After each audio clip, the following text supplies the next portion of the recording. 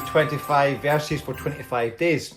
Here we are on day number 18, and I want to mention two words: Christmas list. Perhaps that gives you shudders down your spine when you think of your Christmas list. Perhaps it means something completely different for you. As a child, of course, it means this great big list of things that you would love to get at Christmas time. Some weird, some wonderful, some almost unattainable. And almost gets bigger and bigger every single year. It's always worrying when your daughter puts something extra on her Christmas list that you can't seem to get very quickly. Maybe your Christmas list is you buying for other people, and you try to sort of work through this list throughout the year, or perhaps you're the sort of person that leaves everything to the last minute and you've got Amazon parcels flying through your door right up until Christmas Eve. God's Christmas list. I think that's a bit strange.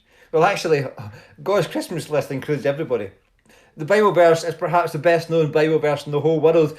John chapter 3 verse 16. For God so loved the world that he gave his only begotten Son, that whoever believes in him won't perish but will have everlasting life. That's God's list. For God so loved the world. I think that's quite splendid. I think that's wonderful that there is nobody that's excluded. There's nobody that's exempt. You can't get your name scrubbed off the list because you're not on the naughty list, or not you've been naughty and you're not on the list anymore. That just doesn't work.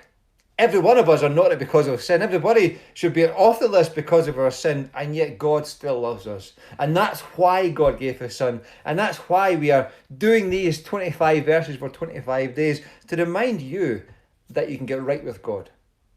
Yeah, you're on his list. You're in the world. He loves you. He gave his Son. That's a proof of his love.